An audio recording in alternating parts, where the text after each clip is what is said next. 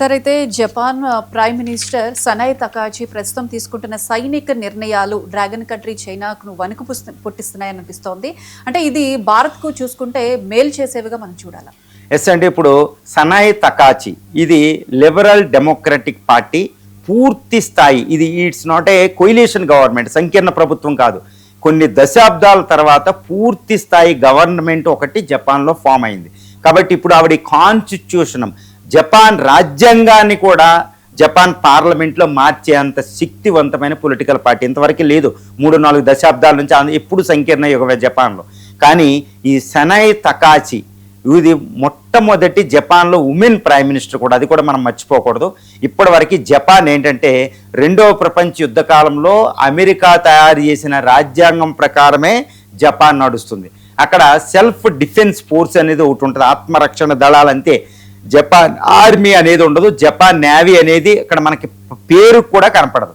Self defence force అనే పదమే ఉపయోగిస్తారు. ఎందుకంటే 2వ ప్రపంచ యుద్ధంలో జపాన్ తట్టుకోలేక దాన్ని అణుబాంబులు వేసి పక్కన పెట్టించి అప్పటి నుంచి దానికి రక్షణ దళాలు లేకుండా చేసిందనమాట అమెరికా, మిగిలిన దేశాలు. కానీ ఇప్పుడు ఇదే జపాన్కి ఒక పెను చాపంలా మారిపోయిందన్నమాట, బిగ్ కర్స్.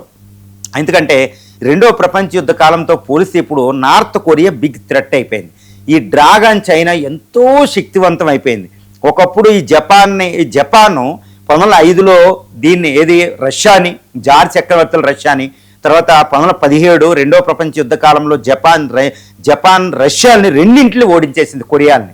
అటువంటి జపాన్ ఇప్పుడు చైనా, నార్త్ కొరియా నుంచి చాలా ఎగ్జిస్టెన్షియల్ థ్రెట్, అంటే దాని అస్తిత్వానికే ప్రమాదం వచ్చేసింది అనమాట. కానీ యునైటెడ్ స్టేట్స్ ఆఫ్ అమెరికా దానికి న్యూక్లియర్ అంబరెల్లా, అంటే అణుఛత్రాన్ని, అణుబాంబులతో రక్షణను కల్పిస్తుంది ఒకేనావా ఐలాండ్ ఈ ప్రాంతంలో. కానీ ఇప్పుడు ట్రంప్ పరిస్థితి చూస్తే ట్రంప్ని నమ్ముకుని జపాన్ తన రక్షణని అమెరికా చేతిలో పెట్టే పరిస్థితి లేదు. కాబట్టి సనాయ్ తకాచి చాలా చాకచక్యంగా ఏం చేస్తుందంటే జపాన్ను తన పాసిఫిస్ట్ కాన్స్టిట్యూషన్ని మొత్తం అమెండ్ చేసేస్తుంది. ఆవిడేమంటుంది, జపాన్కి రక్షణ దళాలు ఒకటి పెట్టుకుంటాం, మా టెక్నాలజీని అభివృద్ధి చేసుకుంటాం, మేము తయారు చేసిన ఆయుధాన్ని ఎక్స్పోర్ట్ చేస్తామంటూ రీసెంట్ ఆ బ్యాన్ను తొలగించడం. తర్వాత జపాన్ కూడా న్యూక్లియర్ బాంబుల వైపు వెళుతుందని స్వయంగా చైనాయే యుఎన్లో కంప్లైంట్ చేయడం జరిగింది. జపాన్ అణుబాంబులు తయారు చేయాలంటే కేవలం కొన్ని గంటల్లో తయారు చేసే అంత కెపాసిటీ, అంత టెక్నాలజికల్ పవర్ అది. కాకపోతే అణుబాంబులు పక్కన పెట్టింది. తన యొక్క మిసైల్స్, షిప్పులు, సబ్మెరైన్స్ ఇవన్నీ కూడా అత్యాధునిక సబ్మెరైన్స్ ఆయుధాలు ఉంటాయి. ఎందుకంటే జపాన్ అనేది ఒక టెక్నాలజికల్ పవర్, ఇంక్లూడ్ చైనా సైనిక దళాలలో కూడా, ఆర్మీ, నేవీ, ఎయిర్ ఫోర్స్ అన్నింటిలో కూడా. కాబట్టి ఇప్పుడు జపాన్ పాసిఫిస్ట్ అనే దాన్ని పక్కన పెట్టి అమెరికా రక్షణ మాకు వద్దు, మా అంతటిగా మేమే రక్షించుకుంటామంటే దాని ఎకానమీ కూడా $4 ట్రిలియన్, దానికి ఆర్థిక సామర్థ్యం ఉంది, టెక్నాలజికల్ సామర్థ్యం ఉంది, తిరుగులేని శక్తి. కాబట్టి అది తనంతట తాను రక్షించుకునే కెపాసిటీ ఉంటుంది. ఇప్పుడు తకాయిచి ఏం చేస్తుంది, జపాన్ని ఆ విధంగా నడిపిస్తుంది. ఇప్పుడు ఆవిడ ప్రస్తుతం వియత్నాం పర్యటనలో ఉంది. తర్వాత వియత్నాం తర్వాత ఆస్ట్రేలియా పర్యటనకి వెళ్తున్నారు. ఈ 2 చైనాకి దడ పుట్టిస్తేనే ప్రధాన విషయాలు. ఎందుకంటే ఇటు ఆస్ట్రేలియా, తైవాన్ కూడా చైనా శత్రువులు. ఆ తైవాన్ ఏంటంటే చాలా జాగ్రత్తగా సౌత్ చైనా సీలో చైనా ఆగడాలను ఎదుర్కొంటుంది. ఆస్ట్రేలియా కూడా అంతకే. కాబట్టి జపాన్, ఇటు తైవాన్, ఆస్ట్రేలియాతో కలిపి ఒక సైనిక, అటు సౌత్ కొరియా ఎలాగో ఉంది, ఫిలిప్పైన్స్ ఎలాగో ఉంది, తైవాన్ ఎలాగో ఉంది. ఈ దేశాలతో స్వయంగా తాను రక్షించుకునేటట్టు ఆవిడ సైనిక వ్యూహాలు అమలుపరుస్తుంది. ఇది చైనాకి చాలా చాలా పెద్ద ఛాలెంజ్ సౌత్ చైనా సీలో. ఎందుకంటే ఈ దేశాలు ఏకమవుతాయి, అది కూడా జపాన్ నాయకత్వం వహిస్తే డ్రాగానికి వణుకు అనమాట. దీంతో పాటు అణుబాంబు వైపే వెళ్తుంది. జపాన్ అణుబాంబు వైపు వెళ్తే ఇంకా చాలా తీవ్రమైన ప్రమాదం, అదొకటి. తర్వాత తైవాన్ రక్షణకి, తైవాన్ మీద చైనా అటాక్ చేస్తే నేను అడ్డొస్తా, నన్ను ఎదుర్కోవాల్సి వస్తుందని సనాయ్ తకాచి ఆల్రెడీ చైనాకు వార్నింగ్ ఇచ్చింది. ఇది ఎప్పుడు ఊహించడానికి కూడా వీల్లేని ఒక విషయం అనమాట. రీసెంట్గా ఫిలిప్పైన్స్ అమెరికాలతో కలిపి ఒక సైనిక విన్యాసం అక్కడ చేసింది. తర్వాత సౌత్ కొరియాతో ఆవిడ చాలా జాగ్రత్తగా సైనిక సంబంధాలు పెట్టుకుంటుంది. ఎందుకంటే సౌత్ కొరియా కూడా ఒక పవర్ అనమాట, అక్కడ రీజనల్ పవర్. కాబట్టి ఇది చైనాని ఎదుర్కోవడానికి అమెరికా యొక్క సహాయం లేకుండా అన్నట్టు తెలుస్తుంది.